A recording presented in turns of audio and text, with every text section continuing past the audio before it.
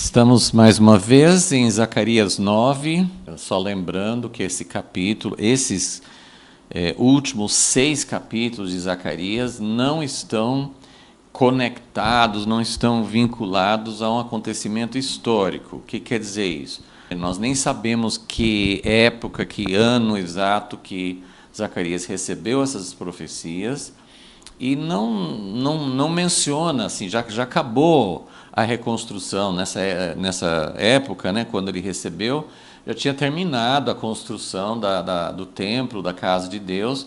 Então, não era como os primeiros 8 capítulos que estavam bem relacionados com essa reconstrução, com esse projeto, o retorno da Babilônia, e logo em seguida todo esse processo que nós estudamos de 20 anos, né, com interrupção no meio, da reconstrução da casa de Deus. Então, essas profecias não estão relacionadas a um momento histórico, mas nós estamos estudando porque foram dadas nesse período que nós chamamos de restauração.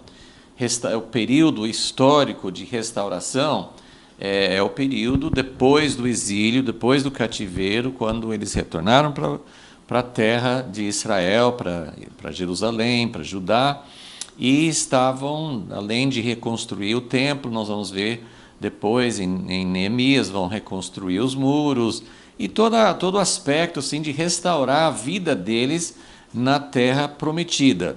Então é chamado assim, o tempo é chamado de restauração. Então, nesse tempo, Zacarias recebeu essas profecias, mas já toda essa sequência de capítulos que nós vamos estudar nas próximas aulas tem relação com o futuro.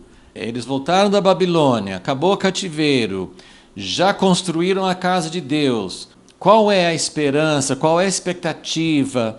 O que Deus está prometendo? O que eles devem ter em mente? Está tudo certo? Já acabou? Só vida normal? Ou o que é? Então, esse é o tempo em que vieram essas profecias, e nós estamos vendo esse capítulo 9, que é um capítulo maravilhoso. A gente não tem nele uma sequência cronológica de tudo que vai acontecer, primeira vinda misturado com a segunda, fala de várias coisas, mas estamos vendo que tem coisas muito preciosas.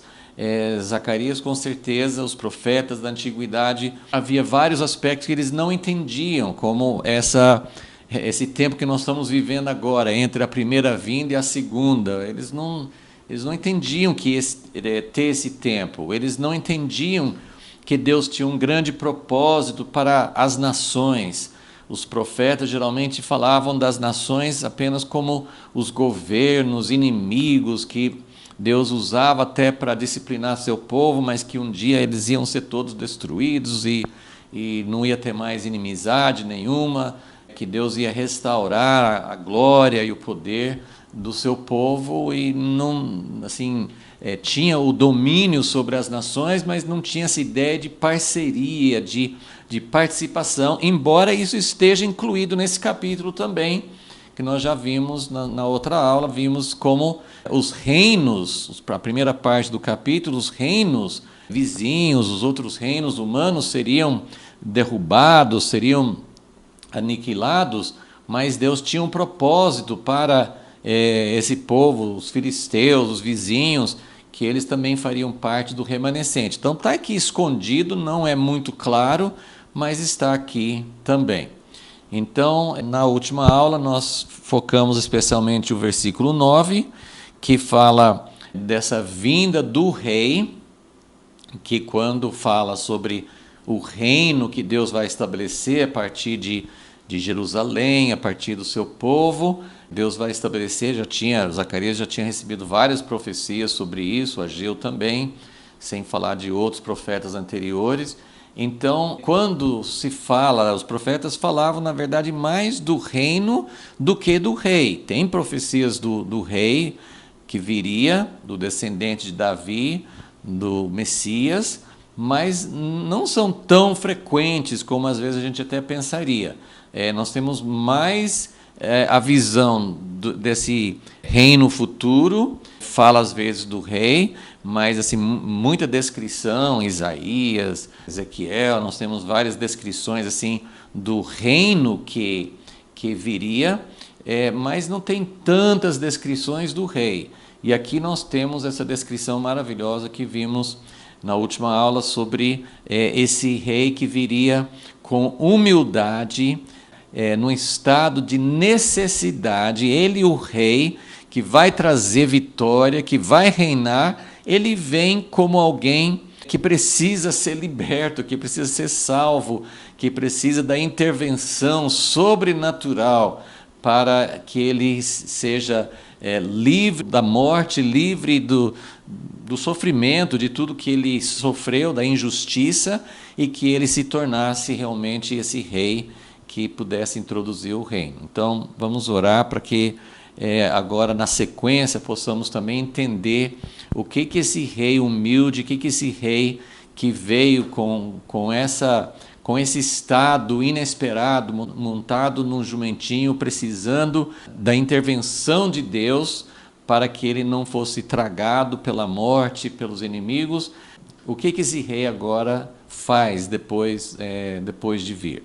Senhor, nós estamos aqui há tanto tempo depois do profeta Zacarias, olhando agora também para aquilo que o Senhor vai fazer, olhando para o cumprimento de tantas profecias que ainda não foram cumpridas, mas sabendo que assim como o Senhor tem cumprido uma profecia após outra, tantas coisas preditas na Tua palavra já aconteceram, mas estamos ainda olhando, esperando que tudo seja consumado, que tudo seja finalizado e que realmente o Teu reino possa vir. Fala conosco pela Tua palavra, assim como o Senhor revelou essas coisas para Zacarias. Ele foi fiel em anotar, ele foi fiel em transmitir o que o Senhor deu para ele.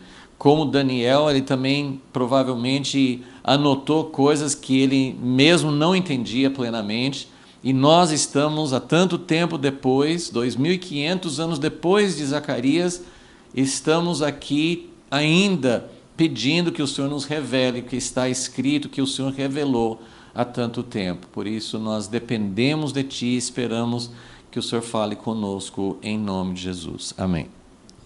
Na primeira aula sobre Zacarias 9, nós falamos sobre o plano geral. Eu coloquei aqui mais uma vez essa sequência que nós temos no capítulo 9.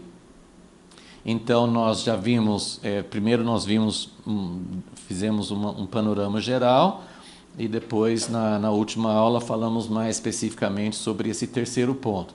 Mas então nós já vimos que Zacarias recebeu uma palavra sobre essa queda de reinos humanos.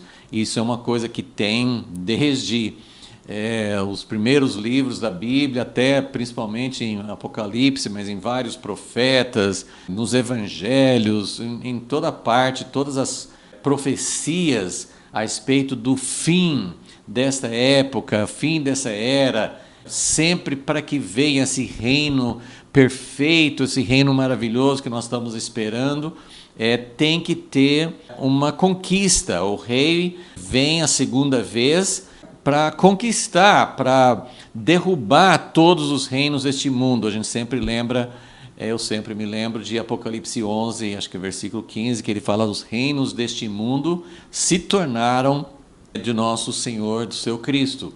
Então, os reinos humanos, para Deus estabelecer seu reino, tem que tirar os outros reinos. Agora, Deus vai julgar as pessoas, Deus vai julgar a humanidade, Deus vai ter um juízo para todas as pessoas, mas é sempre importante lembrar, quando a gente olha essas profecias de reinos e como que Deus vai... O que Deus vai ter que fazer para limpar, como assim, para construir nesse local que tem uma casa velha, desmoronando, assim, antes de construir tem que demolir, tem que tirar. Então, antes de estabelecer o reino, claro que Deus tem que tirar os reinos que têm dominado até aqui. Mas vamos sempre lembrar que o que Deus deseja fazer, o que precisa ser feito, é tirar o sistema. Todo esse sistema de governo, todo esse que fala em 2 Coríntios, toda altivez, toda soberba, todo o sistema humano, todas as fortalezas, todas as potestades, todas as forças que se levantam contra Deus, que agem, quer seja em governos ditatoriais, ou seja em governos democráticos, quer seja no Ocidente, no Oriente, no Norte, no Sul, qualquer tipo de governo, e não só governo político, mas eu sempre tenho falado assim, é todo um sistema emaranhado que envolve até mesmo o conhecimento, a educação, a cultura, o comércio, que a Bíblia fala muito sobre o sistema comercial, todo o sistema, seja capitalista, socialista, qualquer outro tipo de monarquista, qualquer outro tipo de sistema que possa existir. Todos esses sistemas são maus, todos esses sistemas fazem parte do sistema deste mundo, fazem parte da Babilônia. Então, as pessoas que representam esses sistemas, que estão ligadas a esses sistemas, serão julgadas também. Mas o que muitas vezes os profetas do Primeiro Testamento não deixavam muito claro é que a ira de Deus e o juízo de Deus é primordialmente, como fala em Apocalipse 18, contra Babilônia. Babilônia é um sistema. Apocalipse 17, a meretriz, a besta. Então, todas essas figuras, todas essas imagens, mas que representam um sistema, Deus quer julgar o sistema. Se a pessoa se apega, faz parte, se prende ao sistema, é como a Bíblia fala, saia da Babilônia para que você não faça parte do juízo que vem sobre ela. Fuja, saia da Babilônia. Então, nosso coração precisa ser separado do sistema, seja um sistema bom, seja um sistema claramente maligno. Os dois sistemas, todo o sistema que é contra Deus, que não faz parte do reino de Deus, Hebreus 12 fala que Deus vai abalar todas as coisas, todas. Então, a única coisa que vai sobreviver, a única coisa que permanece é o seu reino. Por isso, nós precisamos nos apegar a ele. Mas, então, a direção do juízo é contra o sistema. E Deus deseja, o desejo de Deus é resgatar, redimir as pessoas. Que não seja como no tempo de Noé, que só Noé entrou dentro da arca, mas nos últimos tempos tem uma profecia, muitas profecias de colheita, de Deus alcançar as pessoas, de Deus chamar as pessoas para fazer parte disso. Em segundo lugar, Zacarias 9, versículo 8, ele fala que ele vai, então, derrubar os sistemas deste mundo e vai proteger, vai se acampar em volta da sua casa. Então, como eu falei, assim, essa sequência não é muito cronológica, a gente não sabe exatamente a que período de tempo, quando que tem esse tempo que ele está se referindo, mas o desejo de Deus é destruir os sistemas humanos e fortalecer, proteger, se tornar um muro de proteção em torno da sua casa, e que seja realmente a sua casa. Muito importante lembrar que a igreja hoje, as analogias, assim, às vezes é difícil sim fazer um paralelo exato, mas é como se nós ainda estivéssemos na Babilônia, pelo menos em parte, nós ainda fazemos parte de um sistema, e não é porque faz parte de uma grande igreja, seja católica ou pentecostal, ou sem nenhuma... se uma igreja histórica, denominações antigas, ou seja, grupos livres, todos nós fazemos parte de sistemas. Nós é que somos a origem dos sistemas, nós criamos nossos sistemas. O que Deus quer fazer é construir a sua casa livres dos sistemas humanos. Isso é algo que nenhum de nós é capaz de inventar ou saber como fazer, mas Deus está fazendo isso. E aí nós vimos então a vinda do rei, que como foi a vinda na última aula. E eu vou retomar, assim, para continuar no versículo 10 em diante, eu quero retomar, assim, mas eu quero ler só 2 ou 3 passagens para lembrar dessa cena tremenda, que pelo menos para mim é muito cativante, é muito, assim, é uma coisa que me causa profundo temor e admiração e reverência, assim, pensar num Deus criador de todas as coisas. Às vezes a gente pergunta por que Deus não vem logo e já resolve tudo de uma vez, por que Ele não fez isso há muito tempo, e nós sabemos que Ele poderia ter feito. Jesus precisava ter vindo como homem, Ele precisava ter sido submetido a uma tentação do grande inimigo de Deus, Satanás, que foi tentá-lo no deserto e foi jogar, como assim, é como você vê assim, seu maior adversário, a pessoa que está lutando contra você. Satanás se levantou contra Deus. Jesus é Deus. Jesus sabia de toda essa história, que nós nem sabemos muita coisa a respeito disso, e ele ouve Satanás como se estivesse jogando na cara dele assim: você é Deus, mas olha aqui, agora eu vou oferecer para você todos os reinos deste mundo. Olha que absurdo, que humilhação.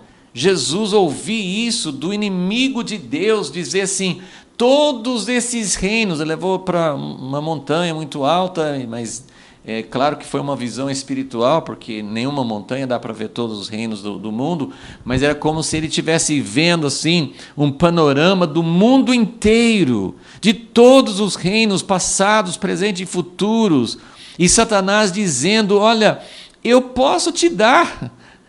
Que é isso? Deus precisa ouvir isso de Satanás. Deus precisa ouvir seu inimigo que se rebelou contra ele. Deus que criou esse ser que se levantou contra ele, ele precisa ouvir a sua criatura dizendo: você quer trazer o reino para este mundo? Eu posso te dar. Era uma coisa absurda. Jesus poderia ter falado muitas coisas mais pesadas, mas ele só falou assim: olha, eu vim como homem e eu vou me submeter como homem à ordem de Deus, que é só a Deus que eu vou adorar. Então, enfim, Jesus, esse Deus tremendo, é uma passagem, eu vou ler uma passagem que é uma das minhas favoritas na Bíblia, muito conhecida, nós às vezes cantamos esse texto, Filipenses capítulo 2, que eu acho que não tem nenhuma passagem na Bíblia que descreve em tão poucos versículos esse caminho que Deus Filho, Deus encarnado, que Deus tomou para chegar ao reino. Ele não precisaria disso. Isso é muito importante entender isso. Deus não precisaria se submeter a esse processo de dor, de humilhação, para chegar ao trono. A terra é de Deus, Ele que criou, Ele é o único que tem direito. Ele pode arrastar tudo com o sopro, com o movimento da mão, Ele pode tirar tudo do caminho e pode fazer valer a sua vontade, mas isso não seria Deus. Ele poderia fazer isso, mas essa não é a natureza dele. Esse Deus que estamos começando a conhecer é um Deus que segue um caminho que para ele é o único caminho. A gente fala ele não precisaria, mas na verdade isso para Deus nunca foi uma opção, ele nunca considerou fazer isso. Para ele o caminho é realmente seguir as regras que ele mesmo implantou. Ele colocou o homem, ele colocou as coisas nas mãos do homem. O homem entregou para Satanás. Então Deus não vai interferir com esse caminho que Deus mesmo estabeleceu. Deus não vai tirar as regras porque Ele é Deus. Ele vai seguir as regras, Ele vai se tornar homem para que realmente a vitória seja válida dentro do caráter de Deus. Então, quando eu falo Deus poderia ter feito de outra forma, eu estou falando uma contradição, porque Deus, pelo seu caráter, não faria isso. Deus é esse Deus que nós vemos aqui em Filipenses 2. Esse aqui é o verdadeiro Deus. Versículo 5, Filipenses 2, versículo 5. Vocês conhecem esse texto, mas, por favor, ouçam como se vocês estivessem ouvindo pela primeira vez e ouçam à luz de Zacarias 9:9, que nós estudamos na última aula. De sorte que haja em vós o mesmo sentimento que houve no Messias Jesus, que sendo em forma de Deus, eu acho que essas palavras muitas vezes não são adequadas. Ele não tinha só a forma de Deus, ele era Deus, ele é Deus em toda a sua extensão, ele não é uma parte de Deus. Ele existia sendo Deus, sendo uma parte da divindade, sendo toda a plenitude da divindade habitando nele. Ele não teve que fala usurpação, não era uma coisa que ele estava tentando alcançar, porque nós, seres humanos, e também os anjos, Satanás e toda a história das criaturas, é sempre tentando alcançar algo que não é nosso. Nós queremos usurpar, nós queremos tomar o que não é nosso. Sempre na política tem isso, no nível familiar tem isso, tem dinheiro que não é nosso, tem poder que não é nosso. A gente quer algo que não é nosso, a gente quer algo que não é nosso por direito. Nós vemos isso continuamente nas guerras, no desejo de controlar outros povos, outros territórios, no desejo de chegar ao poder de uma forma ilícita. Tudo assim, essa coisa de agarrar, de subir, de ambicionar. Jesus não tinha ambição nenhuma porque ele estava no topo, ele estava no máximo.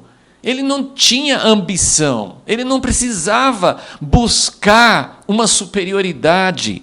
Então, ele não teve por usurpação, ele não teve por assim, eu preciso tentar, eu preciso segurar esse poder. Não, ele já era, então ele abria mão. Aquilo que você tem, que você sabe que é seu, você pode abrir mão, porque você se submete a alguém que não vai deixar injustiça. Jesus podia deixar que as pessoas tirassem dele.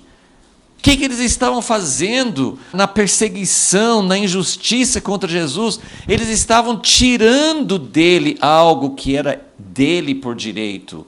E ele podia abrir mão porque ele sabia que o Pai ia devolver, ou ia fazer o que fosse da justiça, do bom entendimento do Pai. Ele confiava plenamente no Pai. Então, ele abriu mão, que é o versículo 7, a si mesmo, antes que alguém tirasse dele, a si mesmo se esvaziou, tomando a forma de escravo. Não é servo, é escravo.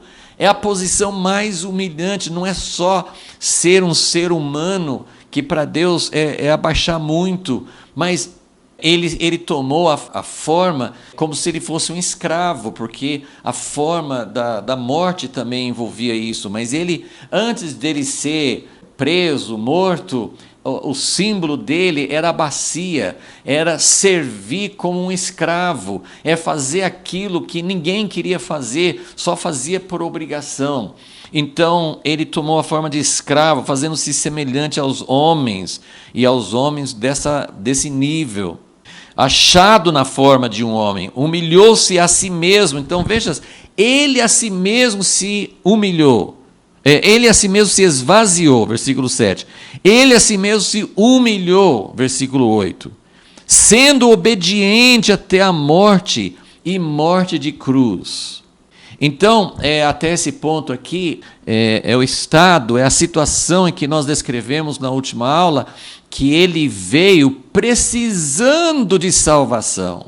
Ele precisava, nós lemos aqueles textos onde na cruz, Os religiosos, aqueles que representavam Deus para a nação de Israel, jogavam na cara dele. Você falava que podia salvar, você se colocou como filho de Deus, você se colocou como aquele que veio para salvar. Você não é capaz nem de salvar a si mesmo. Então Jesus veio como aquele que estava disposto a precisar de salvação. Ele se colocou nas mãos dos homens, mas antes disso, ele se colocou nas mãos de Deus. Ele falou assim: Pai, eu não gostaria de fazer isso aqui, isso está além das minhas forças como ser humano. Passa de mim esse cálice, eu acho que eu não vou suportar. Mas a Bíblia fala que vieram anjos e ministraram para ele. E ele recebeu força para enfrentar e se entregou. A última coisa que ele fala na cruz: Pai, em tuas mãos eu entrego o meu espírito. Ele se entrega, ele se doa, ele está totalmente vulnerável, ele não é capaz de pegar de volta. Quando ele entrega o espírito para Deus, ele não consegue pegar de volta.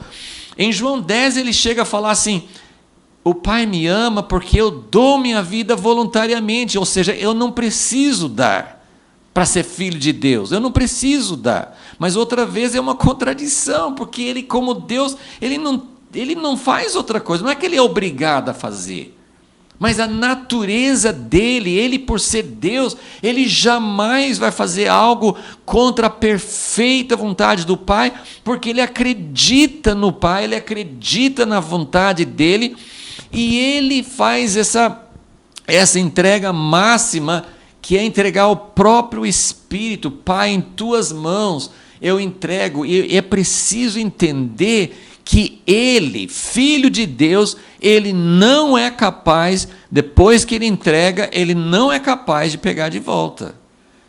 Não é ele que se ressuscita. Ele depende da salvação, ele depende da intervenção, ele depende do socorro de Deus Pai, ele precisa de ser salvo.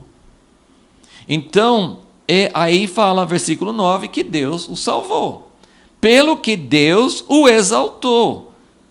E aí tem tantos outros textos que mostram que Deus provou que ele era filho de Deus, ressuscitando-o dos mortos. Mas isso é algo que não veio, percebe? A gente não entende muito esse mistério de Deus, mas Jesus, como homem, ele não podia realmente salvar a si mesmo. Ele não podia.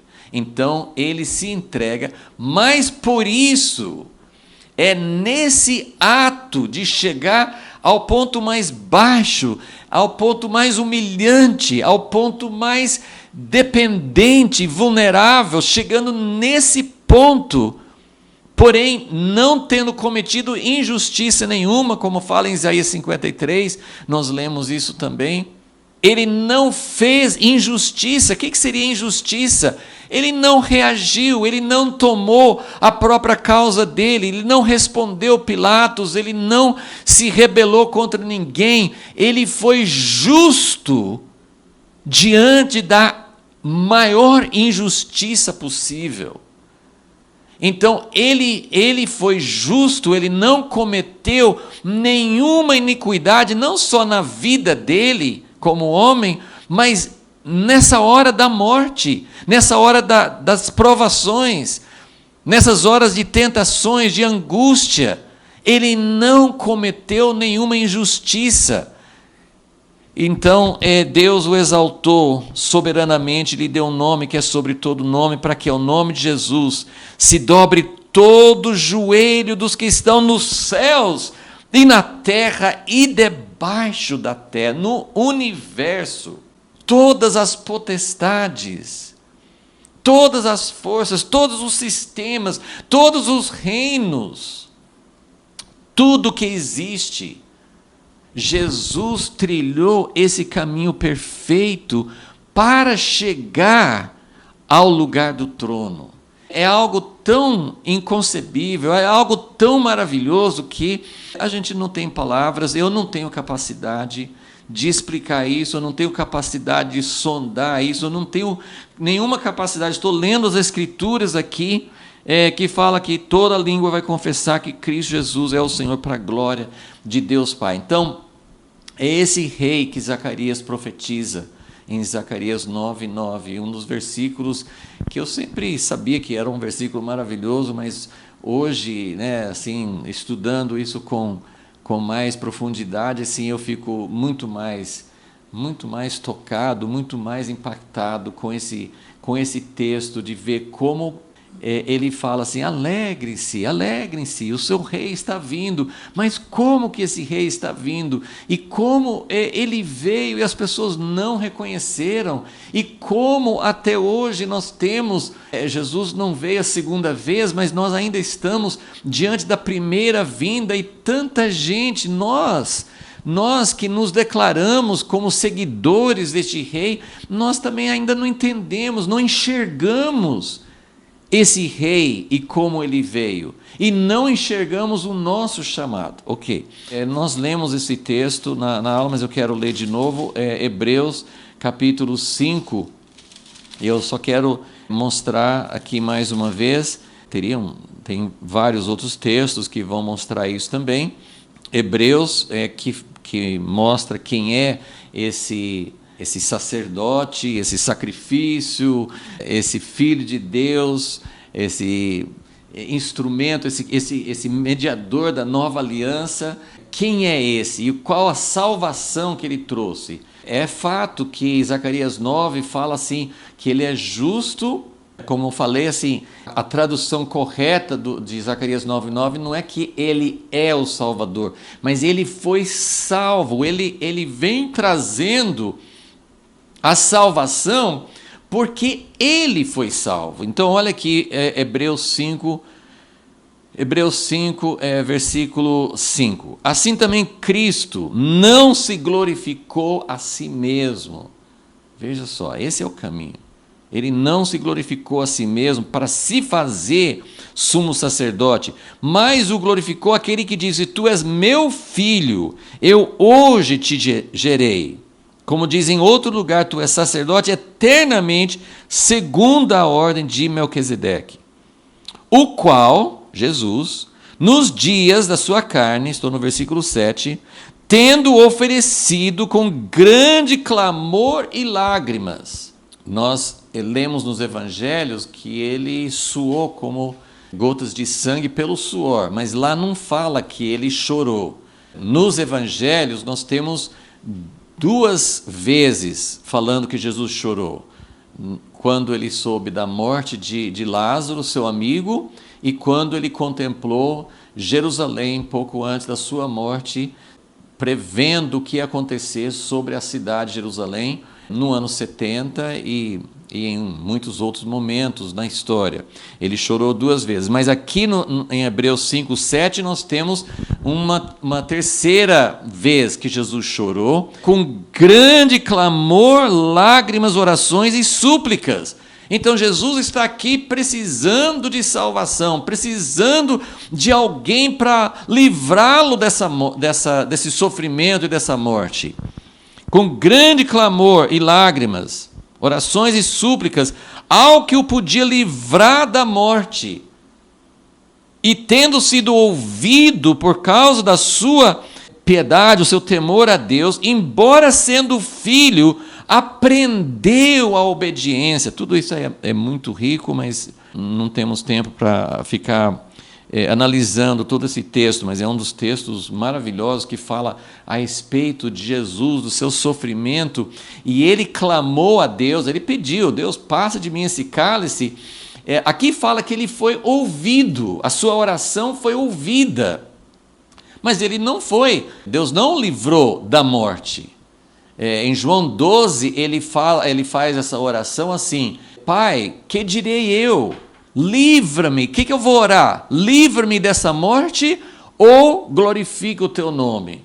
Então, ele aprendeu algo que ele nunca tinha experimentado como filho eterno de Deus. ele aprendeu a negar a sua vontade, o seu anseio, a sua necessidade de fugir da morte, do sofrimento. Ele superou isso, ele aprendeu a se sujeitar e entregar para Deus. Mas ele foi ouvido porque Deus o salvou, como fala do Salmo: o Senhor não vai deixar a minha alma ficar na morte, no Sheol, o Senhor não vai permitir.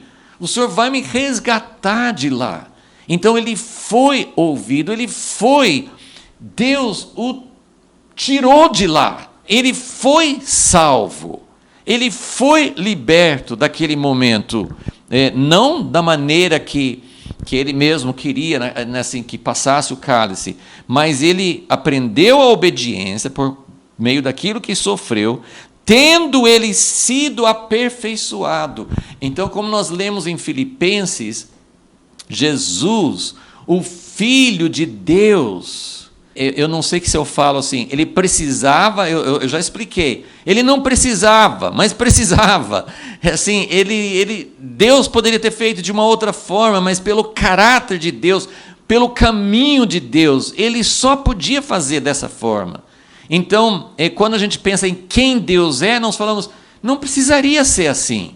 Mas quando nós pensamos no caráter de Deus, sabemos, Deus não faria de outra forma. Ele não nos conduziria à vitória sobre o nosso pecado e sobre o poder de Satanás e sobre os reinos deste mundo, se nós pudéssemos entender.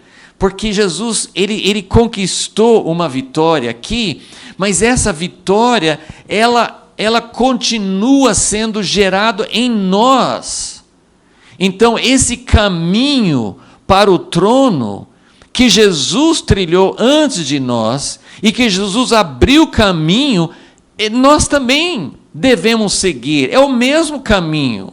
E é isso que nós queremos mostrar. Eu acho que nem vou conseguir chegar a finalizar ao que eu queria passar nessa aula, mas é muito importante entender que ele foi aperfeiçoado. Ele que era perfeito, ele foi aperfeiçoado. Como assim? Porque ele nunca tinha experimentado isso. Ele nunca tinha passado por isso.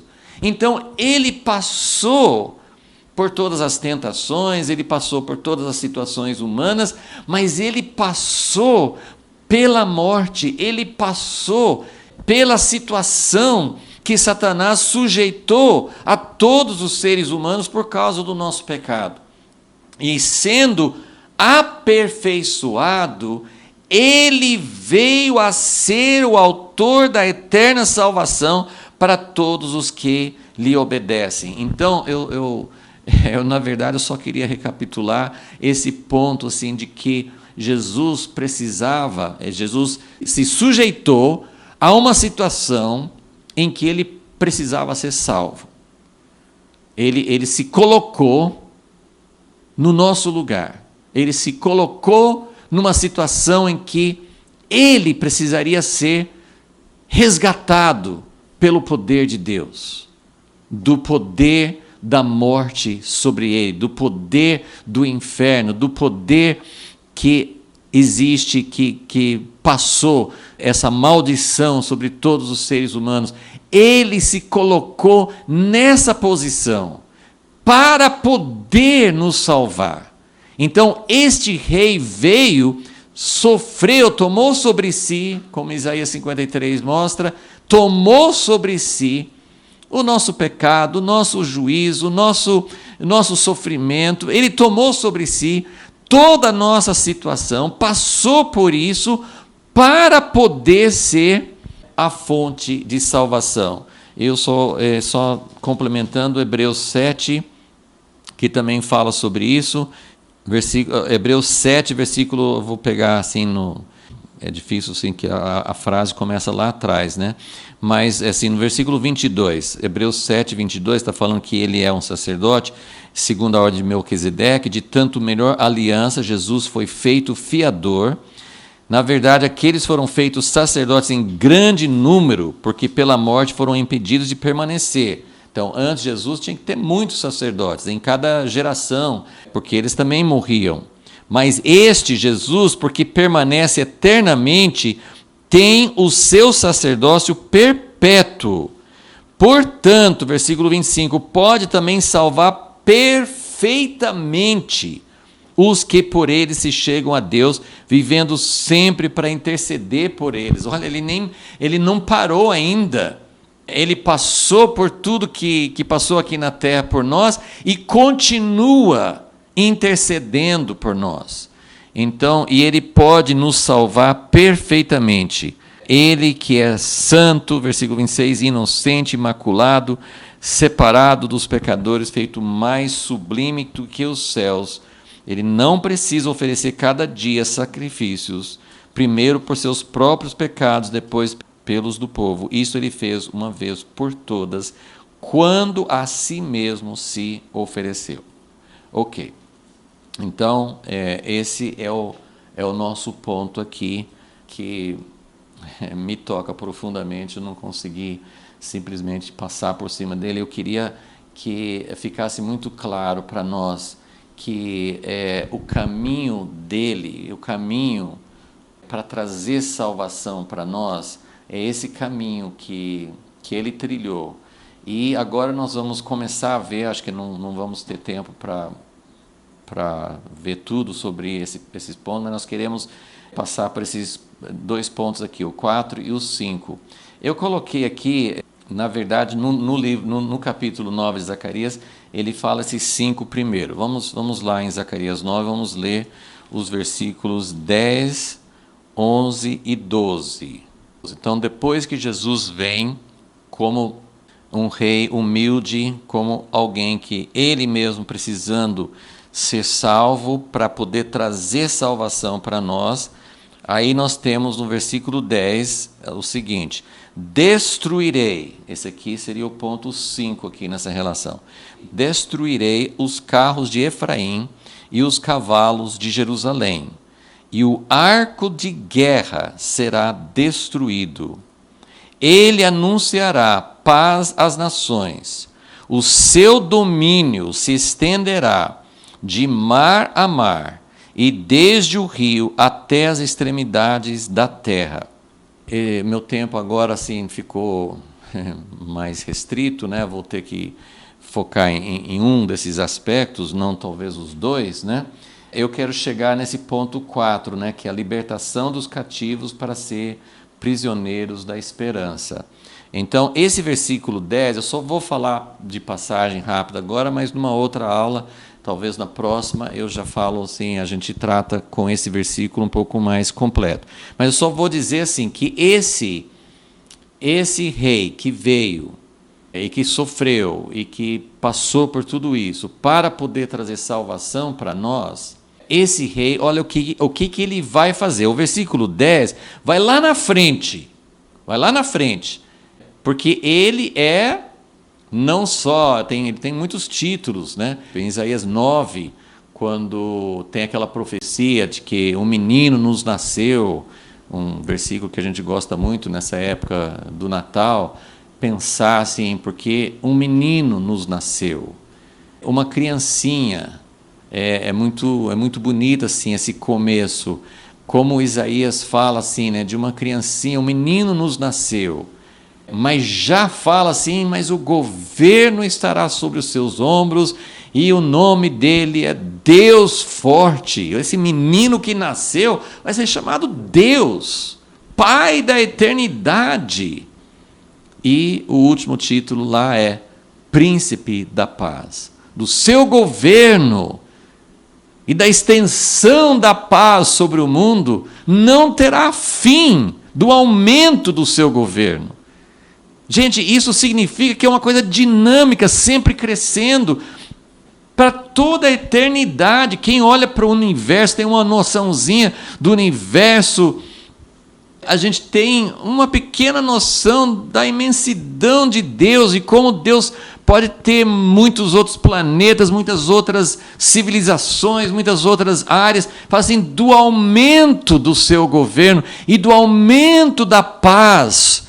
em toda a área que ele governa, não tem fim. Então, ele é o príncipe da paz. Então, aqui no versículo 10, nós vamos falar sobre isso numa próxima aula, mas esse é o alvo, esse é o resultado desse rei que veio na humildade, na pobreza, na angústia, montado no jumentinho, sendo injustiçado. Esse rei, ele vem para estabelecer a paz. Sabemos que ele não fez isso na primeira vinda, ele não se tornou rei, ele não trouxe a paz ainda. Nós estamos até hoje com guerras e muitas guerras entre as nações, dentro das famílias, dentro das igrejas, dentro da sociedade. Nós estamos à beira de uma guerra civil em países democráticos. Guerras e rumores de guerra, nós precisamos de paz. Mas essa paz não veio ainda. Então, pulando o versículo 10, que fala assim de uma coisa futura, de uma coisa que ele vai trazer ainda, eu quero falar um pouquinho sobre esse quarto ponto aqui, que ele vem. Agora vamos ver os versículos 11 e 12. Vamos dar um pouquinho de atenção para esses dois versículos no restante do tempo que nós temos aqui. Ainda quanto a ti, ele está falando para o povo, Zacarias, Deus está falando por meio de Zacarias para o seu povo. Quanto a ti, por causa do sangue. Então aqui, vamos colocar aqui essa outra folha, né? Quanto a ti, por causa do sangue da tua aliança, tirei os teus presos da cova em que não havia água. Então o que ele está dizendo aqui? Esse rei que veio na humildade, que um dia vai tirar toda a guerra, que vai estabelecer paz, que vai governar de mar a mar, no mundo inteiro, no universo inteiro, reconciliar todas as coisas a Deus. Este rei, agora, versículo 11, volta para a nossa realidade presente. Então, o versículo 9 é a primeira vinda de Jesus. Versículo 10 é a partir da segunda vinda de Jesus. Mas versículo 11 em diante vai falar sobre o tempo presente. Então, olha como a profecia abrange várias etapas e vários momentos. Primeira vinda, vai lá para a segunda vinda, mas agora vamos falar sobre esse tempo entre a primeira vinda e a segunda vinda.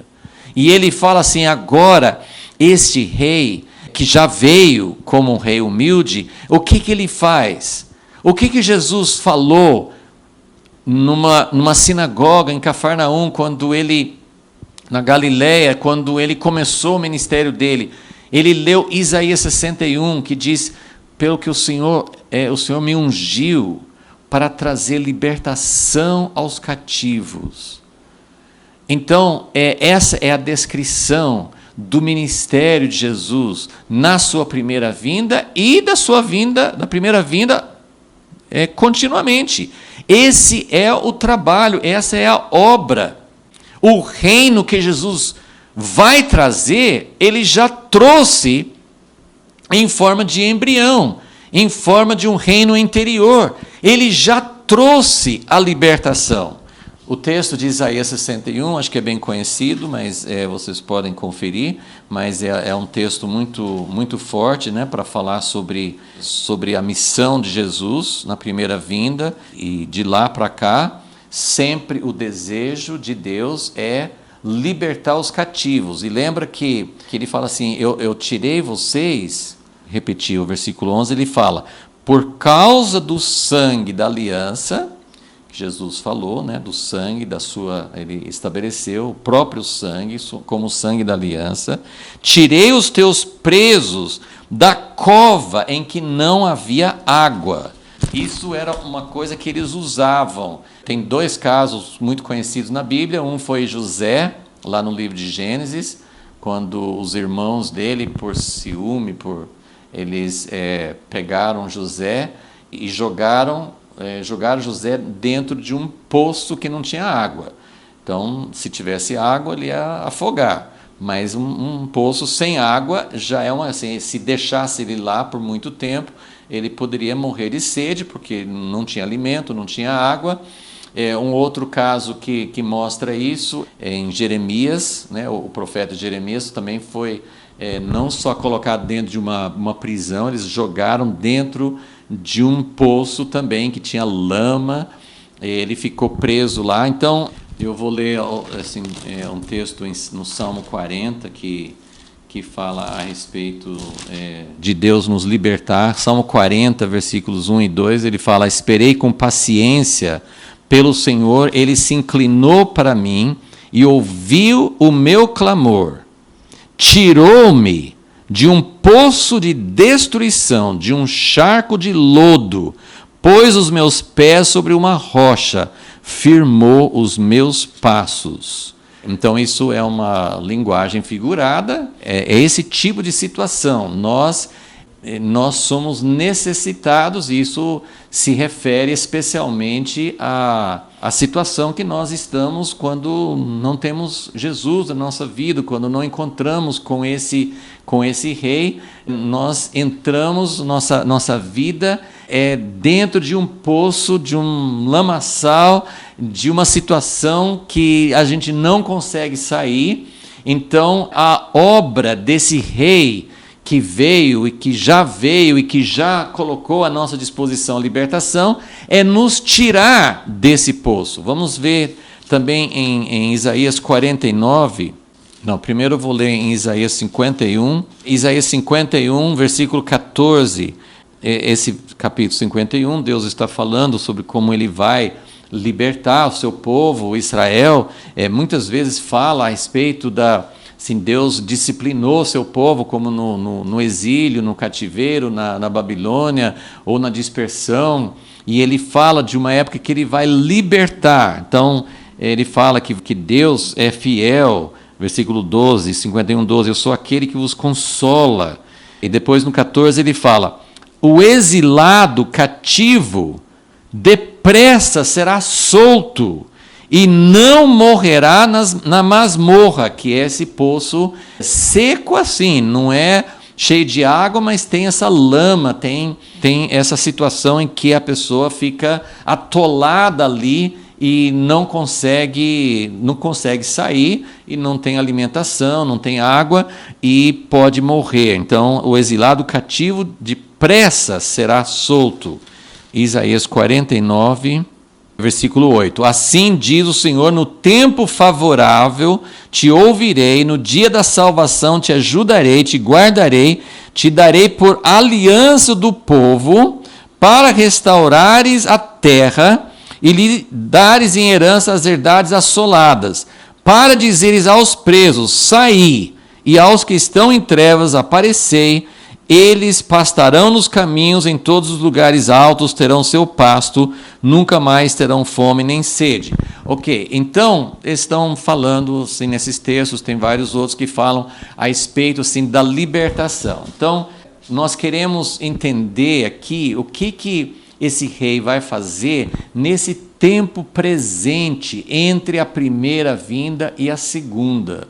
E tem várias outras coisas que fazem parte, mas hoje nós queremos falar um pouquinho sobre essa expressão que ele fala em Zacarias 9. Vamos voltar lá para Zacarias 9.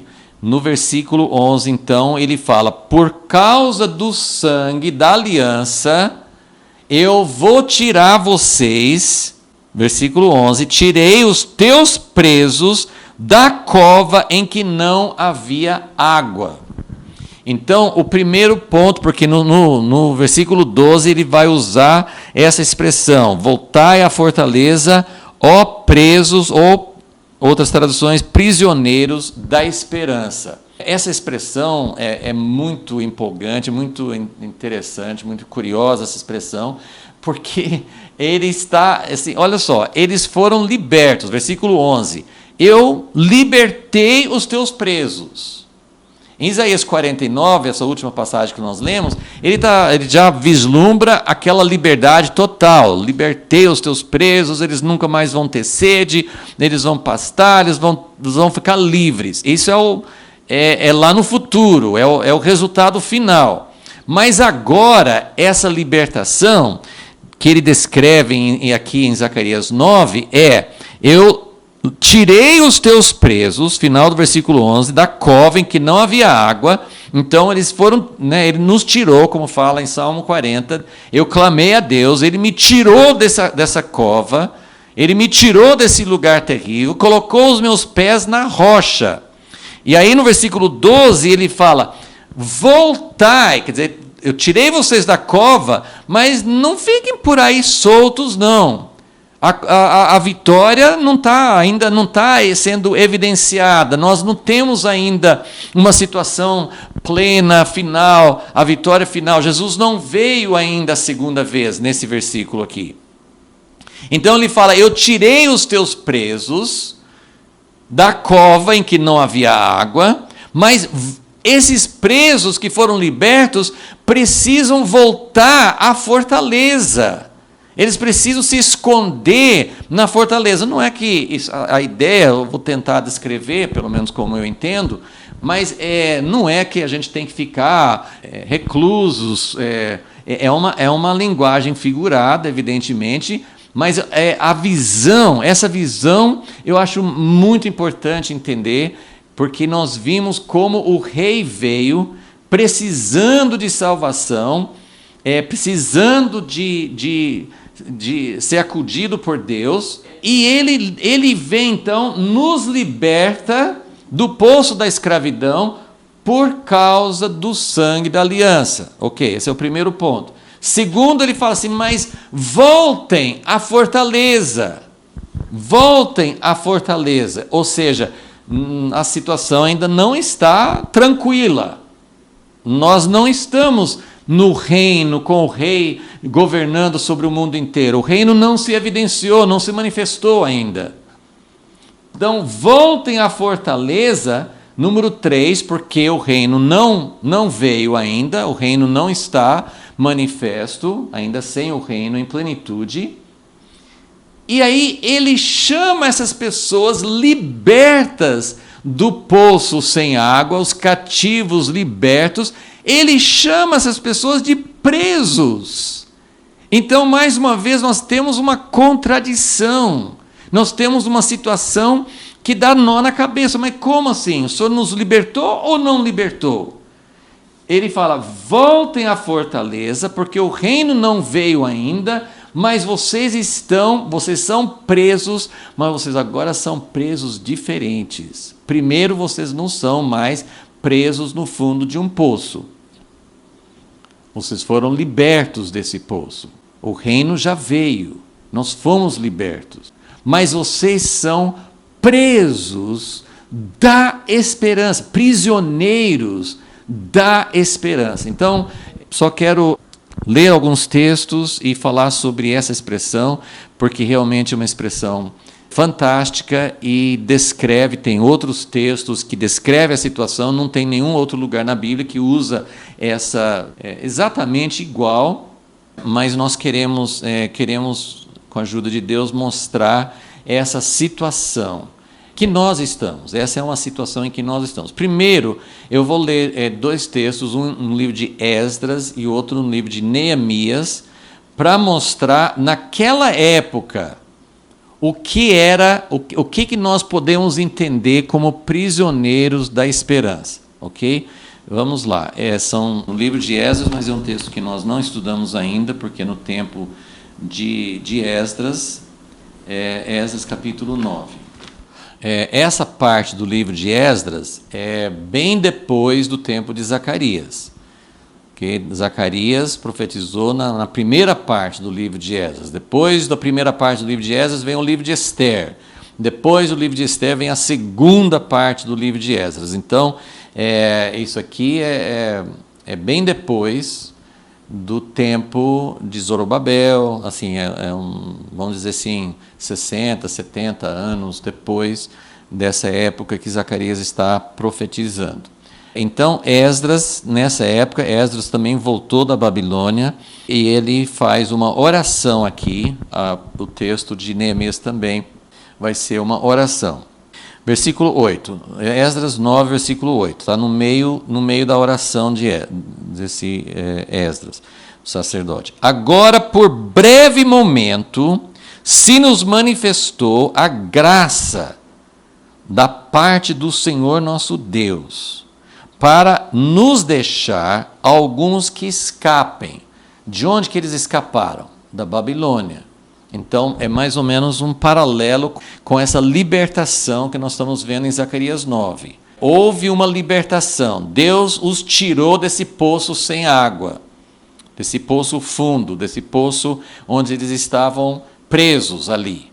Então, ele, assim, por um breve momento, se nos manifestou a graça para nos deixar alguns que escapem, para dar-nos estabilidade no seu santo lugar, para nos alumiar os olhos, ó nosso Deus, e nos dar um pouco de alívio em nossa servidão. Então, ele está orando, agradecendo a Deus, porque Deus os libertou. Mas, versículo 9, ele diz: embora sejamos servos, não nos desamparou o nosso Deus na nossa servidão. Antes estendeu sobre nós a sua misericórdia perante os reis da Pérsia para nos reviver, para levantar a casa do nosso Deus, para restaurar as suas ruínas e para nos dar um muro em Judá, em Jerusalém. O que eu quero mostrar aqui? Que Esdras está dizendo, nós fomos libertos, número 1 aqui, é mais ou menos assim um paralelo. Quero mostrar assim, o que é ser um prisioneiro da esperança. É ainda não ser plenamente livre. Eles saíram da Babilônia, não estão mais debaixo da Babilônia, mas estão debaixo dos reis da Pérsia. E depois que o reino da Pérsia acabou, veio Alexandre o Grande. Depois que veio Alexandre o Grande, vieram os outros generais aí do Egito, da Síria. Depois veio Roma. Então, na verdade, o povo de Israel, eles não foram plenamente libertos. E até hoje. Hoje sim, né? Assim, hoje eles têm uma nação independente, mas estão cheios de inimigos por dentro, por fora, então eles não têm uma vida tranquila. Então, eles são servos ainda. Isso vai ficar mais claro ainda em Neemias. Vamos ver na oração de Neemias o que ele fala. Neemias 9, 36, ele fala assim, né, no final da oração de Neemias, 9, 36 e 37. Mas vê, hoje somos escravos. Neemias foi anos depois de Esdras ainda, mais adiante. Hoje somos escravos na própria terra que deste a nossos pais, para comerem o seu fruto, o seu bem. Por causa dos nossos pecados, ele multiplica os seus produtos, ela multiplica os seus produtos, a terra, para os reis. Eles trabalham na terra, mas eles têm que dar impostos, eles têm que dar muito resultado para os reis, que puseste sobre nós, segundo a sua vontade, a vontade dos reis, dominam sobre os nossos corpos e sobre o nosso gado, estamos em grande angústia. Então, esse texto aqui também descreve essa situação de terem sido libertos do cativeiro, do exílio, mas ainda são prisioneiros. Então, isso aqui é mais ou menos para a gente ter uma ideia da situação que nós estamos procurando descrever aqui. Agora, eu quero citar 2 textos de Paulo, apóstolo Paulo, no livro de Atos. Um é no capítulo 26, e essa, eu não mencionei, eu acho, mas esse texto de Zacarias 9, 12, que fala assim, prisioneiros da esperança, segundo os que entendem, né, de língua original, segundo as referências, é o único lugar no Primeiro Testamento, no Antigo Testamento, é o único lugar onde a palavra esperança vem com artigo definido. Não é esperança em geral, não é uma de várias esperanças. Ele fala assim, ó prisioneiros da esperança. É uma esperança. Agora vamos ver o que Paulo fala no livro de Atos, quando ele foi preso. Atos 26, versículo 6, ele fala, e agora, pela usando artigo definido, pela esperança da promessa que por Deus foi feita a nossos pais, estou aqui e sou julgado. Esta é a promessa que nossas 12 tribos esperam, servindo a Deus continuamente noite e dia. Por causa desta esperança, ó rei Agripa, eu sou acusado pelos judeus. Então, ele está diante do rei Agripa e Paulo está dizendo, eu estou sendo preso por causa da esperança. Essa esperança que Zacarias também profetizou e a esperança que nós temos. Evidentemente, eu não vou tentar fazer um estudo sobre esperança, mas eu quero entender o que é ser prisioneiro da esperança, ok? E mais um texto sobre Paulo, Atos 28, versículo 20, fala assim, por esta causa, vos chamei para vos ver e falar, é por causa da esperança de Israel que estou preso com esta cadeia. Bom, Paulo está falando sobre uma prisão literal. Paulo assim, eu fui preso por causa da esperança. Mas eu só queria mostrar assim, que Paulo tinha como alvo, como propósito, como tudo que ele fazia na vida girava em torno desta esperança. Mas quando ele fala sobre prisioneiros da esperança, em Zacarias, ele não está falando necessariamente sobre uma prisão, sobre a gente ser preso. Pode ser também. Mas ele está falando sobre algo que vai além disso. Então, agora vamos falar um pouquinho sobre essa esperança. Talvez dos melhores textos sobre isso está em Romanos 8. Romanos 8, versículo 18. Para mim tenho por certo que as aflições deste tempo presente não são para comparar com a glória que em nós há de ser revelada.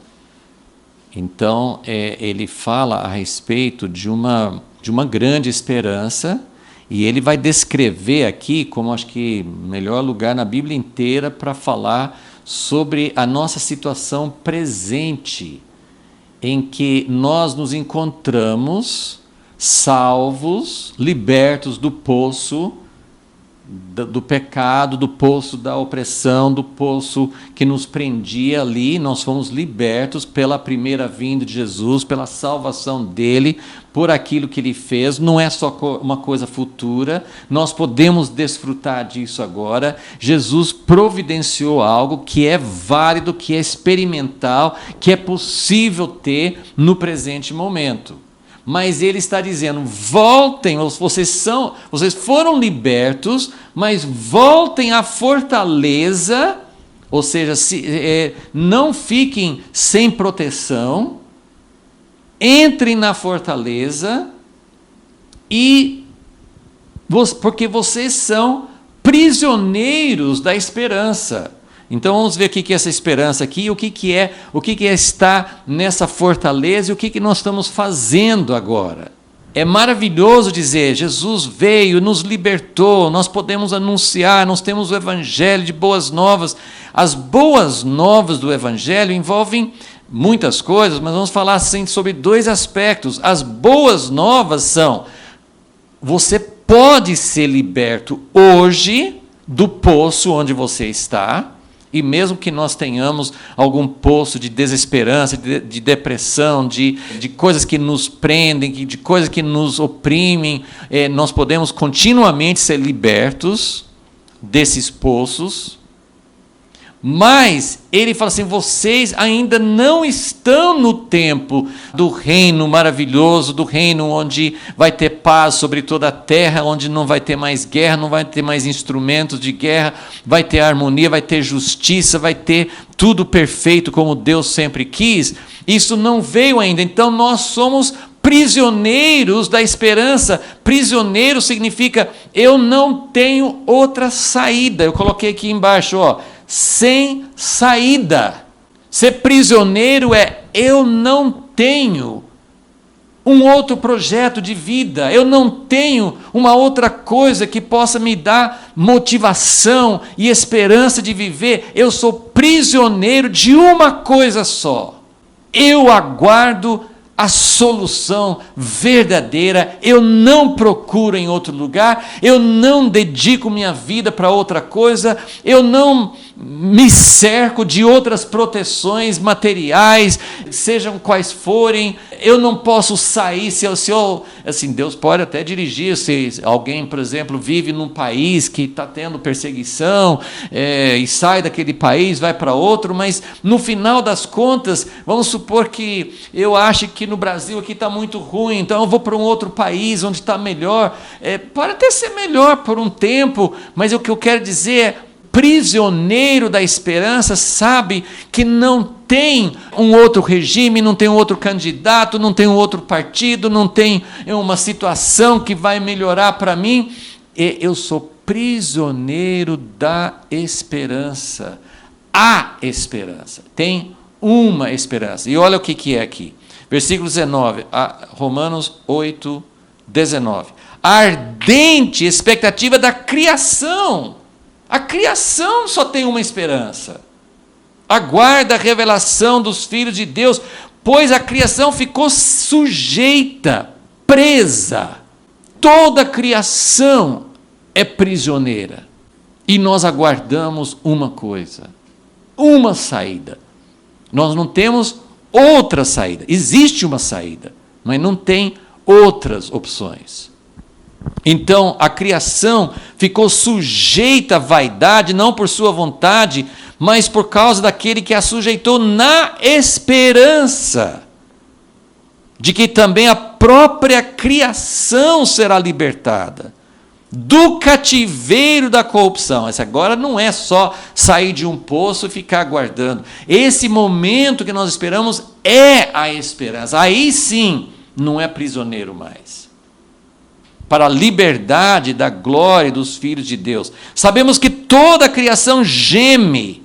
Então nós somos prisioneiros, nós estamos gemendo. Não gemendo porque Jesus não nos libertou, não gemendo porque eu tenho que ficar oprimido e triste, doente e sem esperança. Não, nós fomos libertos dessas coisas. Mas nós somos prisioneiros dessa esperança, porque nós sabemos que não tem outra, nós estamos numa fortaleza que é Jesus, que é a presença de Deus, que é a verdade verdadeira, que assim, tem tantas verdades relativas por aí, nós estamos dentro da verdadeira verdade, que é a pessoa de Jesus.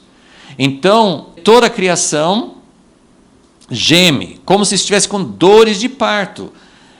Gemer porque vai morrer de câncer, de uma doença, é terrível.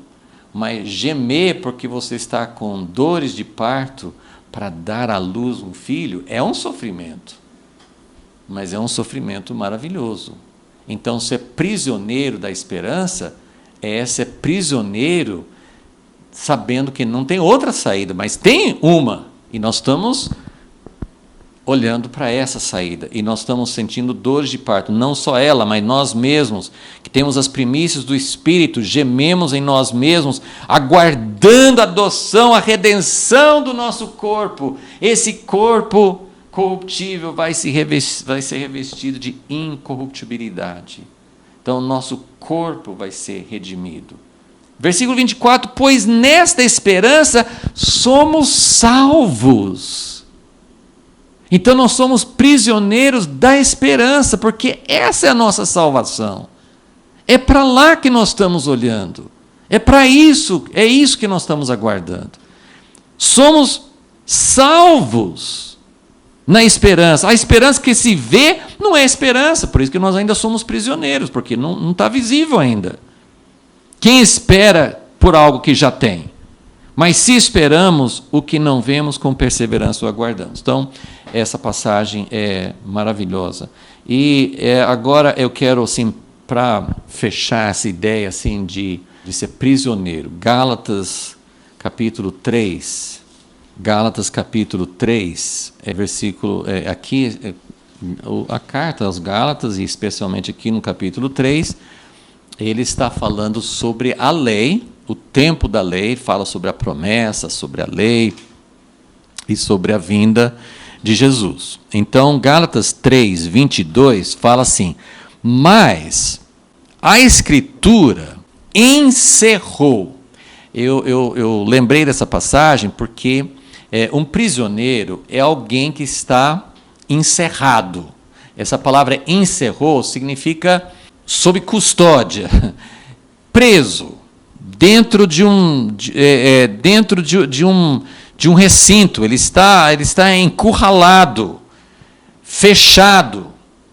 Então, essa é a ideia de ser prisioneiro da esperança. E aqui, essa comparação com o tempo da lei, antes da primeira vinda de Jesus, é uma situação paralela à nossa situação hoje. Então, a Escritura encerrou, fechou, encurralou todos debaixo do pecado, para que a promessa, pela fé em Jesus Cristo, fosse dada aos que creem. Mas, versículo 23, mas antes que a fé viesse, que é em Jesus, estávamos guardados, encerrados, sob custódia, fechados, debaixo da lei, encerrados para aquela fé que se havia de manifestar. Ele está explicando que a lei era importante porque não dava nenhuma saída. Guardou a nação de Israel e guardou a humanidade para que o Messias viesse e pudesse trazer a solução daquilo que a lei estava mostrando. Então, hoje Jesus já veio, tem uma etapa vencida. Jesus nos tirou, ele continua falando, agora nós estamos, versículo 25, depois que a fé veio, nós estamos debaixo dessa tutela, desses guardas que nos encerraram, mas nós acabamos de ler em Romanos 8 que nós também estamos aguardando, nós também estamos esperando algo. Então, essa é a ideia. Então, vamos terminar voltando para Zacarias 9, e ele fala então, vamos ler os versículos 11 e 12 de novo. Espero que a gente consiga compreender de uma forma mais plena esse rei que veio, que precisou receber a intervenção do Pai, precisou ser salvo pelo Pai, mas ele se tornou a fonte de salvação. E agora ele veio no versículo 11 para tirar os presos da cova em que não havia água, mas esses presos libertos devem voltar à fortaleza, devem sair da cova e ir para a fortaleza. A fortaleza é o povo de Deus, é a igreja, é a posição em Jesus, é estar debaixo da proteção de Deus, é andar na liberdade, no relacionamento com Deus que Jesus conquistou para nós. Essa é a fortaleza. Mas ele chama as pessoas que vão à fortaleza de presos da esperança. Também vos anuncio que vos recompensarei em dobro. E aí, nas próximas aulas, nós vamos falar sobre o que Deus vai fazer. Nós já vimos assim, um panorama que ele quer tirar nossas armas. Uma coisa que o preso não tem direito de ter é arma. E aí a gente volta no versículo 10, que ele vai tirar as armas, mas ele vai nos transformar nas armas dele. Então é maravilhoso o que Deus vai fazer. Ser preso da esperança, ser prisioneiro da esperança é um chamado maravilhoso. Deus nos chamou. Sim, ele fala sobre vitória. Vitória sobre os sistemas do mundo, os sistemas do homem. Ele fala sobre o reino, ele fala sobre a paz, ele fala sobre o reino maravilhoso que ele vai estabelecer. Mas para chegar lá, ele tem, assim como ele tinha um caminho para trilhar, ele nos chamou, ele falou assim, bom, agora quanto a ti, versículo 11, por causa do sangue da aliança, eu estou libertando vocês, estou libertando os cativos. Mas esses cativos que foram libertos se tornam agora prisioneiros da esperança, voluntariamente, com o coração aberto. Paulo fala, eu prisioneiro de Deus, prisioneiro de Jesus. Ele estava na cadeia, mas ele é prisioneiro, eu sou voluntário.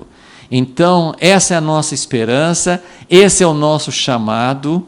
Não é uma coisa assim, a gente quer ver as coisas acontecendo agora, tem muitas coisas que podem acontecer agora, toda essa primeira fase aqui de libertação da nossa vida, de outras pessoas que nós conhecemos, a proclamação do Evangelho, a libertação das pessoas que são presas por várias situações, pelo pecado e por tantas coisas que nos oprimem. Isso é maravilhoso, isso é uma coisa que acontece, que pode acontecer e que acontece, está aberto para nós.